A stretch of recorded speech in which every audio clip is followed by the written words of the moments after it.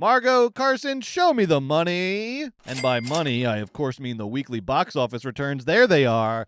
And we are looking here at the 3-day, the typical weekend, Friday to Sunday box office returns, although because it was a holiday weekend, these movies got a bonus day. But these are the, for comparison's sake, this is the 3-day performance. And of course, Captain America Brave New World overperformed and is number one. But before we get to that, Joe, I want to say the bigger picture here that I'm seeing is that a lot of people came out to the movies this President's Day weekend relative to what we expected. I mean, look at that percentage change column. I don't see any major drop-offs, and I see a lot of green, which we rarely see. The green indicates movies that had an increase in gross revenues from the previous week, so they're actually making more money the longer they've been out per week. And the big one that jumps out right away is Hard Eyes somehow doing better in its second week than in its first week. What's going on here, Joe? Horror movies have word of mouth that impacts their box office. I'm sure some of these other films do too, but that's why the studios keep going back to horror as sort of a safe bet. It's the same bet as always, the traditional bet: lower cost, engaged fan base, bigger returns. I guess that's what we're seeing here with Hard Eyes. Yes. I also think it's a result of, it's a Valentine's Day themed movie, as is Love Hurts, which did not see a big drop-off despite having bad reviews. These were Valentine's Day movies that got released last weekend on Super Bowl weekend. And I have to imagine a lot of people were not looking for date movies on Super Bowl weekend, but this weekend for Valentine's Day, they probably were, and these were their top two choices. Yeah. That also has to contribute, I think. Not to overstate it, I wonder what the sort of down ballot effect is from larger tentpoles like a Marvel movie. I'm not saying this movie made $10 million of people that went to go see Captain America and it was sold out, so they went to see something else. But a lot of energy at the movies this weekend, and I bet some of that energy trickles down to some other pictures as well. Absolutely, which is why it is fucking nuts that Universal didn't do a theatrical release for the new Bridget Jones movie and plopped it on Peacock. I say that's money left on the table. Do both. Have you never heard of Valentine's Day before? Some couples go out and some couples stay in. Nobody's staying in because Bridget Jones is on Peacock. Cover your bases. I don't understand it. You could have had the best of both worlds. They did an international release of Bridget Jones this past weekend, and it made $35.5 million internationally. Then it sounds like their plan worked out. No, because I think they also could have made something in that ballpark domestically that would not have damaged, whatever Peacock gains by having it available on streaming. I think some couples go to the movies, some stay indoors. I think you could have appealed to both. You probably could have doubled your return. I do not understand why this movie did not get, particularly when we see these Valentine's Day themed movies having a big weekend. You're telling me people looking for a date movie wouldn't have picked Bridget Jones over Hard Eyes or Love Hurts? I think they would have, at least in certain demographics. I think it's a mistake from Universal, and I'm going to talk more about Bridget Jones in the second half of the show. But let's talk about this frickin' Marvel movie, Joe. We all knew Captain America Brave New World was going to own the American box office. The only questions were by how much and what would it all mean for the future of the MCU. But it turns out those are two very different questions, because although this movie performed pretty damn well at the box office, had a big weekend, the bad reviews and the lack of any sort of tangible enthusiasm around the movie's release is making it feel like a continuation of the Marvel slump rather than a recovery from the Marvel slump. But let's start with the numbers themselves. This is the biggest U.S. domestic release of the year so far. It made $87.8 million for the 3-day weekend, and then when you add in the holiday in the international markets, it's already $192.4 million total, and that's on a $180 million budget. That's the fourth biggest President's Day weekend opening of all time, and it's the second biggest opening weekend for a Captain America movie, trailing only Civil War. That's impressive. So my question for you, Joe, is why isn't the mood more celebratory for Marvel? I assume it has something to do with the bad reviews, low cinema scores. What do you think's going on here? Is this a win? Is this a win with an asterisk? Is this a wait and see? How are you feeling about Captain America: Brave New World financially? It's a win. A lot of win with an asterisk. Oh, it's not as good as it used to be. Honey, Disney will just manage this decline effectively all the way down to the last penny over the next 20 years, and then it'll have a resurgence, and they know exactly what they're doing with this business. Did you hear what Brett just said? They correctly budgeted the film. kind of like Venom 3 from last year. If you make your tentpole at the appropriate price and go for 180 instead of 230, then all of a sudden we can sit here and say that did great. Now, did it get the most preposterous box office return of all time, like previous entries in the Marvel franchise? No, but for the 37th sequel in the franchise and the 4th Captain America movie, if you're not counting the 7 where Captain America's randomly in them, and the TV show, that is really good. I know everybody thinks it's bad when it doesn't do endgame numbers, but 200 million, globally for this movie that got terrible reviews and is the 37th entry, that's good. That's good. Disney's not fucking sweating this. I don't know what everybody thinks. Like, I guess there's a world in which after Endgame, every Marvel movie was amazing, and the culture moves on, Brent. Yeah. It's not like Marvel's fault. Like, I know they had a rough go and the movies were bad. The movies were bad before they were bad. Like, we, the culture, have gently moved on, but not that much.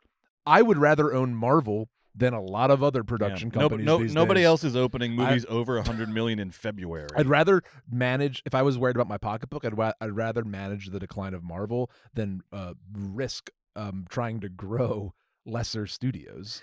Yeah, maybe whatever. All this fucking hee-hawing, all this tears and Marvel's falling apart, it's just from like bloggers and losers. Shut up, losers. There's also not much tentpole competition in the next couple of weeks, so it's possible that Brave New World will continue on a nice trajectory. I do want to, as the resident blogger loser, I do want to put two. I'm so sorry. Two. I'm just shooting from the hip. I apologize to everybody. I love it. Yeah. I do want to put two asterisks on this though, and they're both sort of like we'll wait and see asterisks. Number one is traditionally low cinema scores, bad ratings have hurt the staying power of Marvel movies, meaning how much they make in subsequent weeks after their opening weekend. So Ant-Man and the Wasp: Quantumania had a 70% drop in its second weekend, which is massive. The Marvels had a 78% drop in its second weekend. So even though this is a great start, these movies have big budgets. They need to make a shit ton of money. They need to have staying power. They need to keep making money. And the bad reviews have historically hurt these movies in subsequent weeks. There is also, I will say, there is some growing chatter online on the blogs that this budget is not correct. So what they think, there is some whispers that Marvel that could just be totally true. There's some whispers that Marvel, because this movie famously had a pretty sort of tortured production process. Right. The Giancarlo Esposito character was apparently added in reshoots. Like That's the entire very funny. character was added in reshoots. Okay. There was a lot of rewrites. And apparently Marvel might have figured out some sort of accounting trick to keep the reshoots and rewrites off the production budget. So I saw estimates that this thing is like over 300 million when you add in everything, which makes the math a lot different on the return. Well, I wish I didn't. But wish I did the speech. But who knows? Well, but here's the thing, though. This is just whispers and rumors. You go to Wikipedia; it says $180 million production budget, no asterisks on it. So I don't know but that I'm sure there's a seed of truth in what you said. Of course, like any giant studio picture. But yeah, my big takeaway is: look, not a disaster. I'm sure they're breathing a sigh of relief considering how sort of rough the production process last was. week, many people, I thought it was going to underperform. 80, I thought it was going to underperform. 40. Yeah, It did the damn. Yeah. It did the job, and it's not as glorious as it used to be. And I think everyone's like, it's going to ruin. Now everyone's worried the movies are going to get ruined because Marvel movies don't do big numbers anymore. I don't know, man. Just like Marvel's fine. Don't worry about them. Yeah. And they've got what's the Suicide Squad thing they're doing? What's it called? Thunderbolts. They got Thunderbolts coming out, and they've got the Fantastic Four coming out. I think the Fantastic Four trailer is pretty strong. It has a lot of these like hot sort of virally stars in it, Marketing people and trend people will tell you that coming out of the Super Bowl, Thunderbolts got all the right numbers and eyeballs that make them think that it's going to open appropriately, yada, yada, you. I don't know. We'll see. All I know is it's not that bad to have to be there for the last 20 years of Marvel. You'll make a pretty penny. That's right. That's right. Now let's look at quickly at Paddington in Peru, which made $16 million for the 4-day weekend. That's a smaller opening than the first Paddington, but a larger opening than the pre-COVID Paddington 2, which I was surprised by. This opened bigger than Paddington 2, and it's been out in the UK since November and has already earned $115.8 million internationally prior to this weekend's US release. So it's now up to $132 million worldwide on a $90 million production budget. The reviews have been good. This franchise has a lot of brand loyalty. So based on these factors, it's projecting to keep going and make somewhere north of $200 million when all is said and done, which would put it into profit. Fingers crossed, and maybe open us up for another Paddington movie, Joe. That sounds great. That sounds great. All right. I love that. I love that this one did better than the second one. That's cool. Isn't that interesting? Yeah, it is interesting. Yeah. That's a very American-centric box office update because we have yet to catch up on the biggest box office story of the year, probably the millennium. I'm, of course, talking about Ni 2, the Chinese film that made $1 billion in 2 weeks in China alone. That's the first time that a movie has ever made $1 billion in one market, and it has not slowed down. It's now over $1.6 billion and is currently, Joe, the 10th highest grossing movie of all time. It's the first non-English film to be on that list, too. Absolutely. And it should pass Inside Out 2 any day now to become the highest grossing animated movie of all time. And we're still 3 weeks into the run. This is absolutely crazy. 2 weks. Who knows how high this ceiling is? Now, Joe, you saw Ni 2. It's available in limited release right now in the U.S. Insanely limited. But I need you to know, this movie, the person listening to this podcast, no matter how smart and cool you are, no matter how much you like A, B, and C, you will not understand this movie unless you grew up in mainland China or your family is from there. But this movie made $1 billion, trillion, $2 billion in China. It won't make a dime in any other territory. Okay. It's specifically that was my question. Chinese. That was my question. Okay. It's specifically Chinese. It did well in limited release. Well, I mean, you're it was in America. We got a shit ton of Chinese people here. 10,000 per screen, but also limited release is always going to bring out the diehards. Yeah. You're saying there's probably not wide release potential for this in America. Okay. This is it. Okay. This is it. They're going to have to be satisfied with $2 billion in China because they're only going to make 7.2 in America. I was in the theater with a bunch of other Chinese people, and it was very sparsely attended and it wasn't full of kids. I think it's a cultural thing that some people were oh my God, back home, everyone won't shut the fuck up about Ni 2. I'm going to go check it out at the movie theater. Well, look, keep running this thing in China. Run it as long as they ran Home Alone here in the States. I'm not kidding. I would love if this thing dethroned Avatar. If this was the highest grossing movie of all time. Listen to this, dude. They can do it. They can do it. Keep running it. They can totally do it. Do you know half of all IMAX screens are in China? 800 of them. Yeah, this thing killed and on this IMAX. thing Was setting when IMAX records. when I was watching it, I was it was just on a regular screen, and I was this should be an IMAX and this should be 3D, because there's so much 3D. I guess still is a marketable thing in China because there's so much stuff coming at your face. Listen to this. So, just some interesting things about the Chinese box office that I think this audience will appreciate. There used to be a quota. The Chinese government, you can only release 10 foreign films, was the quota in China for a long time.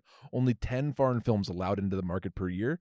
Slowly over the past, 2 decades, now we're at 34. But the new Film Bureau administration in China, they're not even asking for quotas anymore. China is all in. And if you've been paying attention to the world news this week, you'll know that Xi and the Chinese had all of their business leaders, including Jack Ma, who was ostracized very, publicly.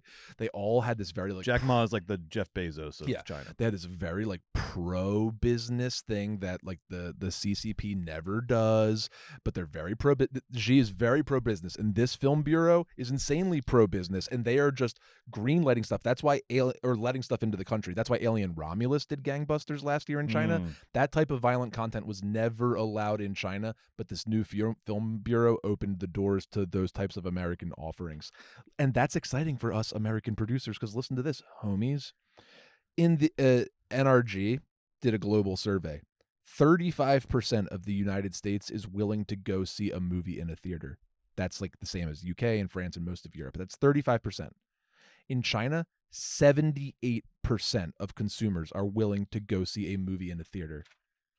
And look, something that American audiences have been pointing out for a while is that theater prices are actually a deterrent. We have our AMC Stubs card because we go to the movies all the time, so it doesn't. We got a good deal. But if you're someone who's just sort of taking the family to the movies once a month, it is expensive. Yeah. Something that someone was pointing out in the on our social media accounts was that in China, if you convert the currency, a movie ticket costs about $5 or $6. It is like a third of what it costs in America, which means that Neza 2 would have made like $4 billion in America already. But B, it also triple could the be amount of people went or to see maybe the it movie. wouldn't, because you could argue that the ticket price is one of the things that is getting people out to the theater, that it is affordable, that it's not breaking the bank. You're not spending, because a couple times that like my family, the whole family went to Paddington in Peru this weekend, and we got snacks, etc. Damn, that adds up. Holy shit, When I adds have up. to go to like a Regal, Yeah, and it's like $18, it's like I'm like mad every time. yeah, and that's just the ticket. I know. I mean, we probably spent $50, $60 I'm just to sure. go see Paddington in Peru.